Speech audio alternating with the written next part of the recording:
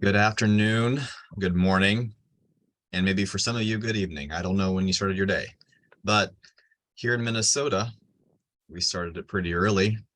Lots of snow the past couple of days. It melted a lot on the road, but it's not so bad. So I brought out my trusty flannel. It's that time of year. And so, you got to do what you got to do to keep warm, although it's not really that bad. But so the flannel season starts, and so you're going to see me monthly in my flannels again. I know some of you liked that. You brought that up to me several times at the conference when you did see me. Great.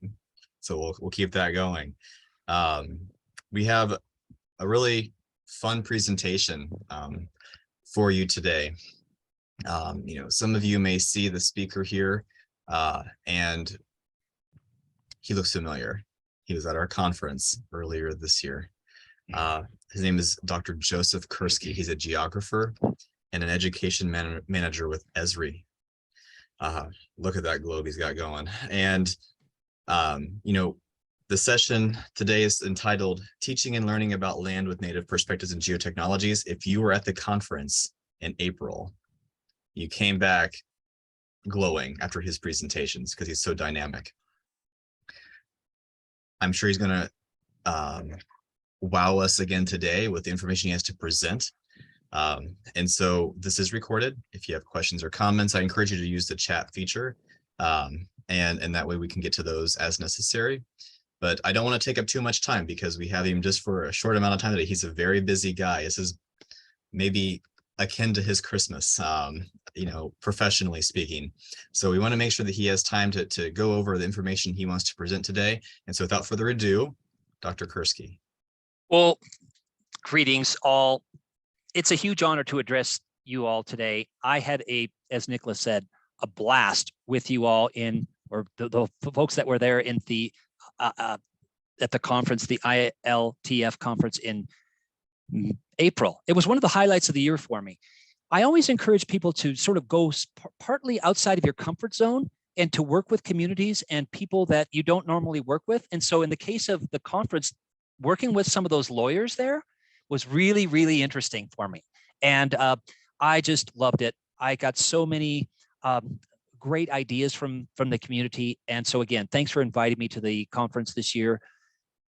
It was absolutely wonderful and absolutely freezing cold. I was there. I also visited Fond du Lac College while I was there and got to hang out with the students and faculty, which was a joy. And I also visited the University of Minnesota and Minnesota State. So it was a great week, and the highlight was really being with you all. But I've been asked to address this important topic of creating positive change using geospatial technologies in Native education. And just to skip right to the essentials, and I'm going to put this whole story map. This is a web mapping application. Some of you have used story maps in the past. It's part of the ArcGIS platform into the chat box here. If I could find the chat box, it would be wonderful. Here it is.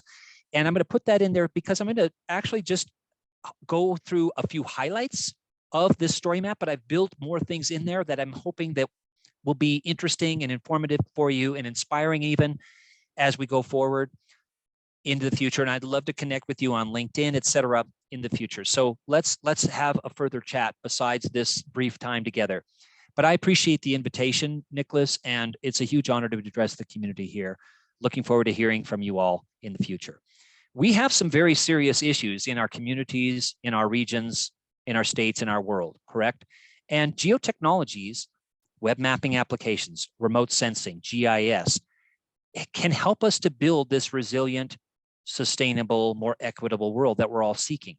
But it has to be done in conjunction with native and indigenous ways of learning and knowing, which is the focus of this presentation. We also are feeling like more empowered than ever with the tools at our fingertips, the data sets at our fingertips with satellite imagery, vector data that many tribal governments, tribal colleges, and others maintain. But we're also feeling a bit challenged, aren't we? Not just with COVID, but natural hazards of various kinds and other challenges, water, energy, all the UN Sustainable Development Goals, right, and beyond are spatial in nature, and they're complex issues that increasingly affect our everyday lives. Hence, why they're important, why they matter. And my particular focus is actually teaching and learning with these tools at all levels of learning: primary, secondary, tribal colleges, universities, technical colleges, libraries, museums, and lifelong learning. So all levels of education. I believe with all my heart that geotechnologies with indigenous ways of learning and knowing are essential for learning and essential for the planet. They actually can give students real job skills that they can take into nonprofit organizations, tribal and other governments, private industry, universities, schools, and elsewhere. So they're definitely in demand, but more importantly, I think they're absolutely essential to make smarter decisions going forward. And also, I would just encourage you to think about the use of geotechnologies in not just what's there now, why is it there, and why should we care is my mantra. What's where, why is it there, and why should we care? Seeing the world as it is important, but also how should it be? How should our community be in 10, 20, 40 years? And how can we bring that future about? The GIS community traditionally has been out of enviro planning and my own discipline, geography, for several decades. What we're seeing in the last 10 years, though, is a widening, we've got a long way to go, but a widening diversity of people coming into this from sociology, from law, from business, from civil engineering, from art, and communications and other fields, which is great. That's exactly what we need to be able to holistically solve these problems. So those of you that are working directly with educators, I always encourage those educators and students to think holistically. And this is where I think the Native community has an advantage using geotechnologies over the general population.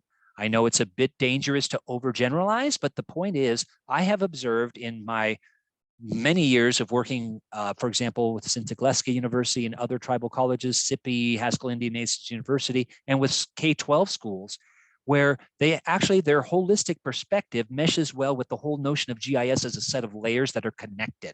So they actually have an advantage by and large, and not just native US students, but First Nations, the Maori in New Zealand I've worked with, et cetera. They have an advantage, and that's good because looking at the world in a holistic sense is, I think, is essential for us to build a more resilient future. We can't ignore, okay, you got to specialize. Understood. Soil, water, energy, equity. What's your main focus? Okay, focus on those things, but don't lose the holistic perspective. And I believe that these forces are important as we move forward. People are aware, the geo-awareness, they're aware of issues that you and I care about in the general population more and more. That climate, equity, water, energy, all these things actually matter. They don't always connect it to the use of geotechnologies, but there's a rise of awareness, and then there's also a rise of enablement. Most people are using a fitness app, or they use Uber, or they have some sense of, I've got a mapping application I can use for my hiking or my biking or something like that. Or I can find my way across campus or across to my grandmother's house or whatever they're trying to go. So they're enabled to use at least some of these geotechnologies. And the geotechnologies themselves, having advented into this cloud-based environment, I think is a huge leap forward. It really is, because GIS in the past was a niche sort of very specialized technology that we had to say, hey, here's a set of manuals, and now you go learn GIS, and you have to suspend your regular plan of being a wildlife biologist or a city planner or another profession. You have to put that on hold for a while and be immersed in geotechnologies. Now, I'm not going to say that geotechnology is completely easy now. It's a system. We're trying to understand our complex world that's being shaped by natural forces and also 7.5 billion humans, right, shaping the world as well. So it's inherently complex because the world is complex. However, it is much more approachable nowadays than it was in the not too distant past. You can learn how to use story maps, dashboards, create a survey, deploy it in the field, create web maps with ArcGIS Online and other tools, rather approachably and much more easily than in the not too distant past. So the geotechnology is evolving into this cloud-based software as a service, data as a service environment is a tremendous leap forward, bringing people together from multiple disciplines. Citizen or community science has been around for centuries, one could argue, especially in the native communities, where you're collecting data and you're passing on that knowledge. Well, now collecting data and mapping it instantly with these web mapping tools, and then making a decision about it is a reality with tools like Survey 123 and others. And finally, storytelling with maps has been around for centuries, right? Native maps, Babylonian clay tablet, Al-Idrisi's map in the 1100s on 2 big plates of silver. That would have been a very heavy map, very, very difficult to fold also. And then more recently, on film that could be reproduced into paper maps, but then more recently in the digital form, maps, infographics, dashboards, and other things to communicate spatial information. And I think there are several advantages of using GIS in educational settings. Spatial thinking, critical thinking. It's not about using just the technologies. It's about understanding something in a deeper, richer way. That is the goal. Not to I've got a list of addresses and I've got to get them onto a map. Okay, those are important tools to get to a higher goal. The higher goal is to understand something in a better, deeper, richer way, and then to go one more step, to take action, to encourage my community or my colleagues or the city council or the tribal leaders or whoever my audience or my group is that I'm working with. Okay, we need to do something about water quality or litter or the trails or energy or whatever it is, natural hazards, etc. That's the higher goals there. And I want to say that you're not in this alone. There are many schools that are using geotechnologies on tribal lands and on non-tribal lands. There's a tribal GIS book that I hope inspires people going forward. It's a book that I actually worked on with a set of colleagues where we gathered stories from tribal colleges, tribal governments, and compiled them into this Esri Press book, making sure that we preserved the original voices. I had to kind of push back at our editors to be totally honest, where they're saying, hey, most edited volumes, Joseph, you've got to have some consistency. And these are all different kind of voices, different tones. And I said, yes, that's exactly the point. I don't want to, and we should not make them all the same voice. We've got to preserve the original voices. And I think that shines through in the Tribal GIS book. I'd also like to say that GIS is fundamental to understanding our world, and it's fundamental to science, oceanography, botany, biology, and many, many other fields, literally from A to Z, agriculture to zoology and everything in between. GIS is a part of that conversation because space and place are a part of that conversation. Also, it fosters systems thinking and content knowledge. So I love this quote from Harris about indigenous views of the interconnectivity of the biosphere, the lithosphere, the atmosphere, the anthroposphere, and how it can be connected to the use of geotechnologies. It's also connected to inquiry, asking a question, investigating, coming up with some solutions, some recommendations, and the cycle continues, asking additional questions. And I'd like to share a couple of examples of what I'm talking about here. So for example, one of the things that I worked on with a colleague of mine is this Lakota language story map. It's a very simple idea, but the idea I think is powerful in the sense that we hope it plants some seeds. So for example, and I know you probably can't hear audio in this, but my colleague and I created this story map because we wanted the students to understand the native Lakota word for lake, ble, or boundary, oikago, or other words that are in here.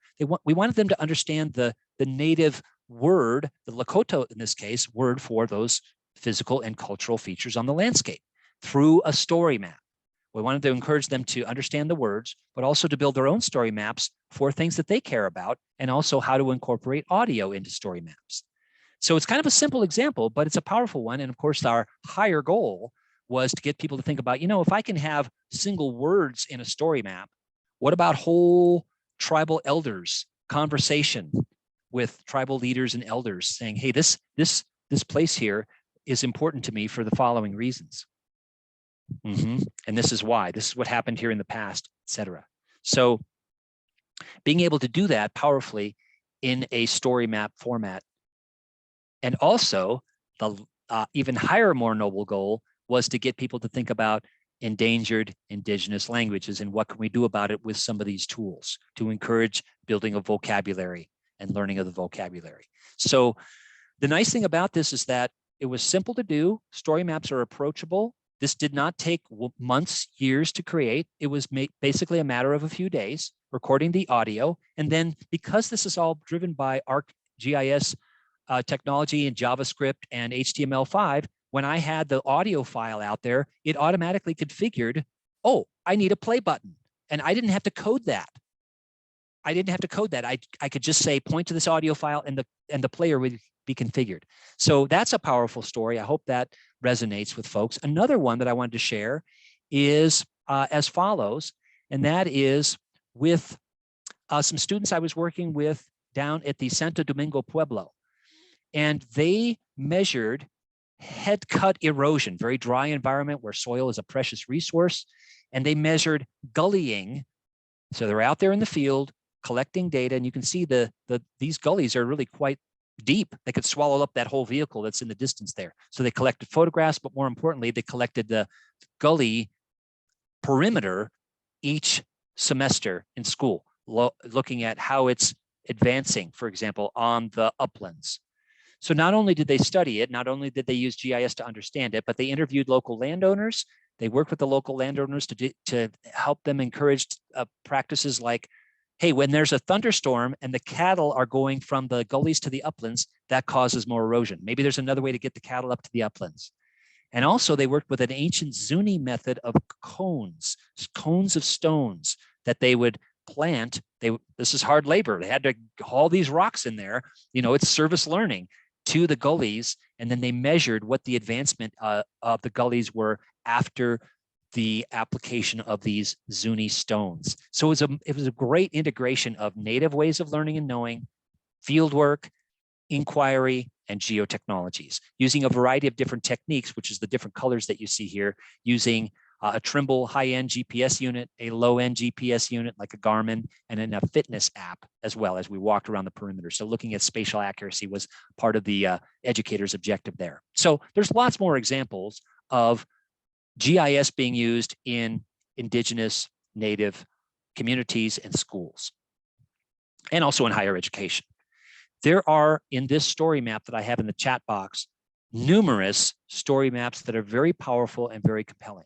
Again, some of them are single, some of them are in collections like this on conservation. So you can create a map or a story map and put it in the collection. That's a doable thing that you can do. And no shortage of examples that I've got in this particular story map. But we also, I would like to mention, have a Esri tribal story map competition for the last few years. And I've got a link in here to the 2021 winners. Again, very compelling, sometimes very heart-wrenching stories that I think are important to be told. And the integration of these things that we're talking about today is very powerful. In conclusion, I'd like to share a couple of things with you. GIS is becoming a sort of a language of the planet. One could argue that music is another perhaps language of the planet, or our connection to space. Ifu Tuan talking about topophilia and how we're all connected to spaces and places, and that's very compelling. The point is, these maps and the thinking that goes along with creating these maps and using these maps is becoming a common language that we can gather around to build resiliency and sustainability in communities. Also, again, as I mentioned, another practical note for students of all ages going forward is that it's very highly in demand. Hey, can you build a web mapping application? Can you build a survey and deploy it in the field and then collect data and then map it and analyze it? Yeah, I know how to do that. They're very valuable in many different sectors of society: nonprofit, government, private industry, academia. So it's an exciting time to be immersed in these tools. Practical ways to start: asking questions, investigating, solving problems. I would argue with you all today, I know your time is valuable, and again, appreciate the time with you all, that there are several ways of approaching using GIS in educational settings. First of all, what is the educational objective for this course, for this subject matter, And then how can GIS fit into it? Why should it be fitting into that subject? Most subjects have a where component somewhere embedded: sociology, geography, city planning, computer science, and so on, language arts. And so the whys of where are actually important to many different subject matters. So it's never just you or I blazing in there saying GIS should be used in X, Y, and Z areas. It's no, listening to what the educator's goals are and then saying, okay, this maybe this paper static map that you have on page 100 of your textbook, for example, is not really meeting your needs. There's the Living Atlas of the World. That is a living multimedia immersive sort of experience that gives you a lot more ways of investigating and asking the whys of where, rather than just this sort of static document from 1995 in your book. Not to say that textbooks don't have their place, but that's just one approach. And another one that I wanted to share with you is that if students understand how to do 10 key things in a GIS, coupled with Native American ways of knowing and learning, and First Nations, Maori, I've worked with, et cetera, they can fly. They can be superstars. They have superpowers if they know how to add data to a map, how to collect their own data, how to symbolize it, and also the ethical considerations in doing so. There's a lot of ethics involved with how am I going to convey the information so that's actually understood by my audience, whether my audience is the tribal council, whether it's just my classmates. Think about your audience. How are you going to effectively convey and communicate through mapped data? Very important. And again, I have a whole blog about that, which I know sounds really boring, a data blog, but it's called Spatial Reserves. It's all about where do I find data? How do I know if it's any good? Can I trust it? And societal issues like copyright, location privacy. Hey, how many apps on your phone are tracking your location right now? And does it matter? And do you know which ones they are? So getting students to think about those kinds of things as well, I think is important going forward. But these are the 10 things that I contend are just the core 10. There's not hundreds. I think there's about 10 that if the students get somewhat comfortable in, they can fly. And also getting them to think critically about data, as I mentioned. So going forward, how can you embrace these things? One of the things I have in this particular story map is this very intriguing Venn diagram of traditional Native knowledge, common ground, and Western science, and how GIS can actually be integrated in this Venn diagram. That's from Stevens in 2000. So one of my recommendations is to use the skills and the tools in combination. So for example, my walkability map is one way of thinking about doing that. I have a story map. As a geographer, I care about walkable neighborhoods. Okay, I've got a story map that says, okay, this is what walkability is. Here's what communities care about, why it's important to communities, and a few of my photographs that I've taken on my very tenacious walks around planet Earth, rural and urban walks. And then inside the walkability story map, I have a survey 123. It's part of the same platform. Is this place walkable or not? Rate the walkability. Tick all the choices that describe it. Branches. Is it unsafe? Is there a path? Where is it? And do you have a photograph of it? So then you know what's coming next probably, folks. I have a map showing the data feed from my survey of places all over the world that people have collected data in this story map. So for example, where Nicholas is located, or at least where the conference was, right? I've got a couple of points that I and others has collected data on. So here's okay, good for pedestrians. There's a nice path right there. Okay, interesting. What about another place? And then underneath there, I have a dashboard, just like the JHU dashboard that you all have seen. Everybody on the planet pretty much has seen the JHU COVID dashboard because it's very useful and accessible and so on, and help me make decisions about whether I need a mask at the public library, et cetera. This dashboard, same technology, ArcGIS dashboards, you can see that it's got one feed from my survey. Right now, I've got 872 points in my walkability survey. It's completely open, so you could actually collect data into it. But think outside the box.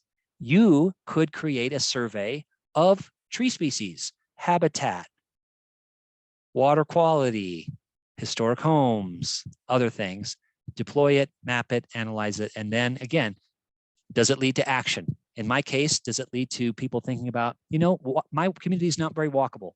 What can I do about it? So this is a dashboard, again, connecting 4 different tools: dashboard, story map, and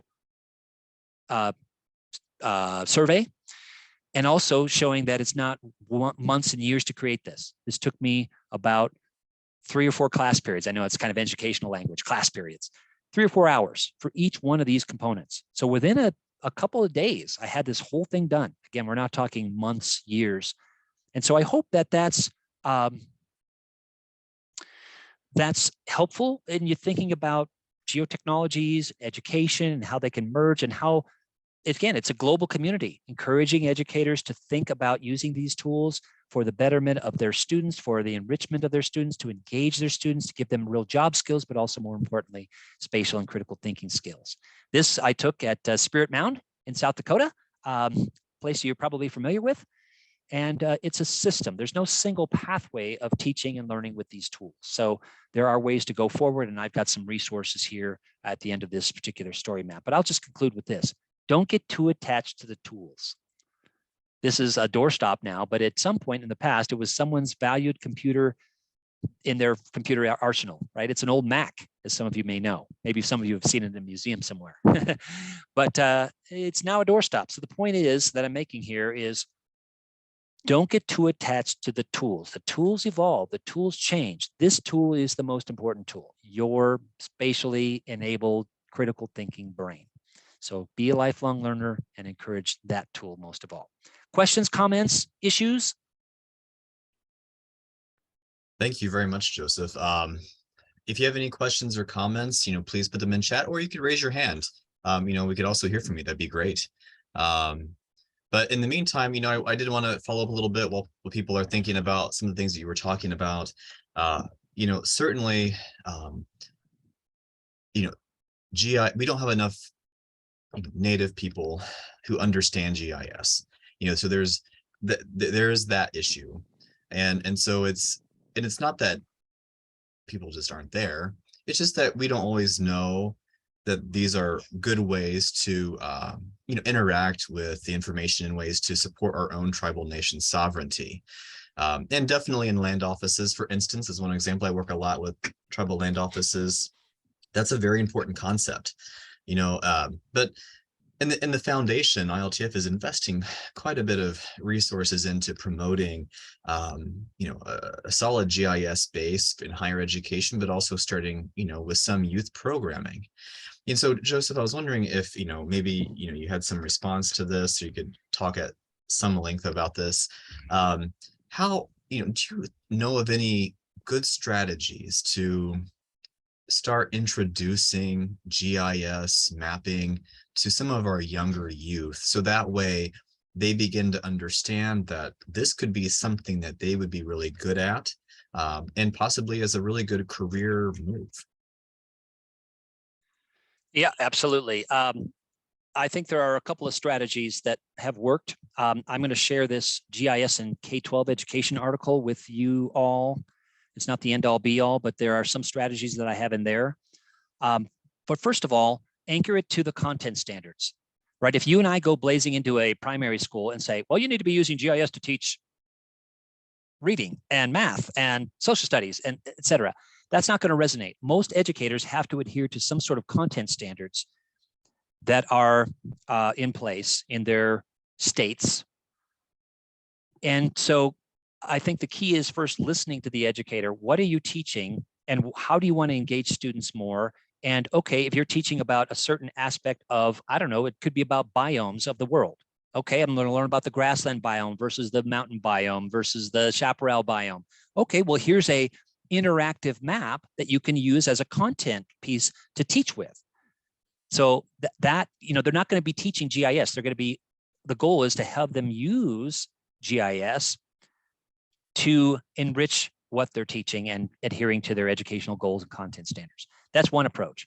And in terms of more practical, tools, I oftentimes start with the Living Atlas of the World apps with educators, because they don't require any sign-in. All they need is a halfway decent internet connection. They can use it on any device, anytime. The students could use it with tablets. The teacher can have one projector and one computer and teach with it. So for example, the Drought Aware app. showing where the drought is occurring. And again, why do we care about drought? And let's go back in a month from now and see what the drought conditions are then. And there's also one called the Wayback Imagery, where you can have students look at their own school back in 2014 versus 2022. How's it changed since you were little kids?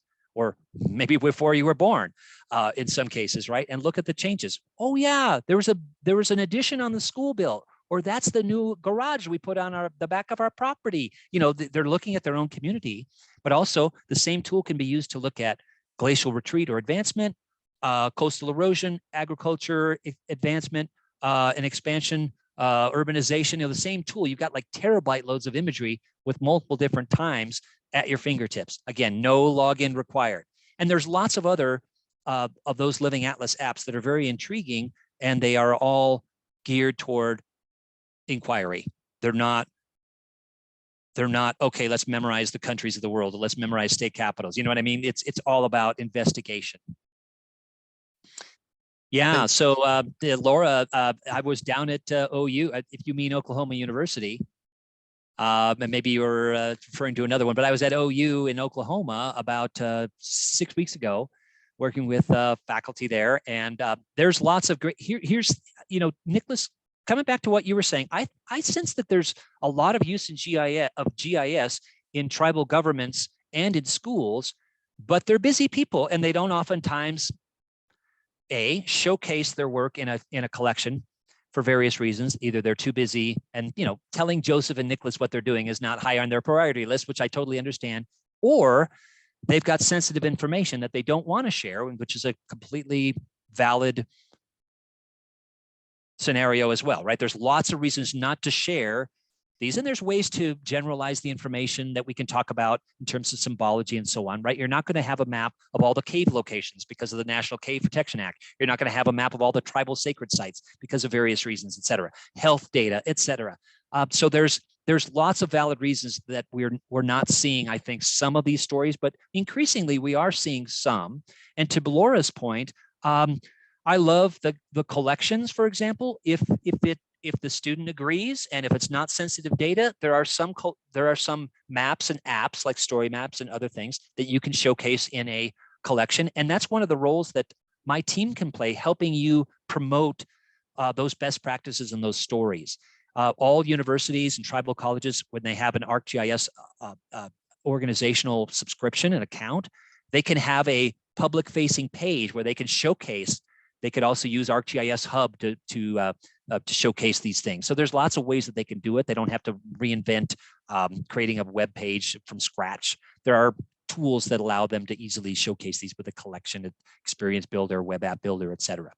So yeah, that's a good idea. The story maps competition, for example, has netted us some more. I mean, the whole reason for the competition was really to encourage people to share, because again, they're busy people, and that's a nice way of you know, the competition winners, runners up, everybody that participates, in my view, is a winner because they're using these tools.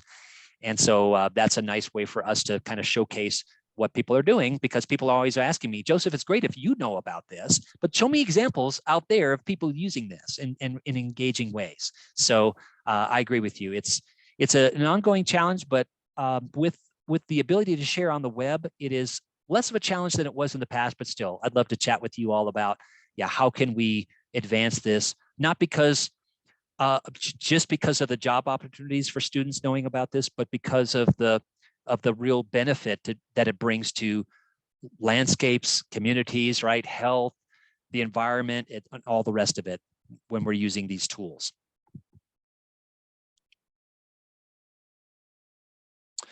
All right, folks.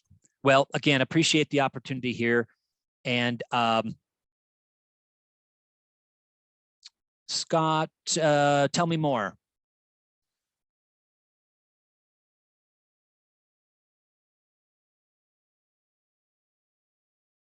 Oh, maybe you meant at the conference in April? Good question. Probably Nicholas knows off the top of his head who spoke about what at the conference, if that's what you mean. Yeah, about that question, I'll need to revisit that agenda. But I'm happy to do so, Scott. it's always a pleasure to see you in attendance in these meetings. So I always appreciate that and happy to communicate with you about that further. I do know that Joseph has to leave here soon. It is GIS day and he is super busy. So Well, this has been near and dear to my heart, though, for 20 years. So I really appreciate you folks thinking thoughtfully about how can we collectively as a community advance spatial thinking and native ways of learning and knowing with some of these perspectives and tools. I think it's critical that we do that. So let's keep the conversation going. you got it. Sounds like we have a really great collaboration coming up here, Joseph. So let's keep that going. Absolutely, my friend. Okay, folks, keep on being spatial. Happy GIS Day. And for you all, every day is GIS Day. You're thinking spatially every day. Every day. Anyway, all best wishes for everyone's continued success. And we'll be talking with you on LinkedIn or some other venue. Sounds great. Oh, you folks are so nice. All right, take care. Thanks so much. Bye-bye, everyone.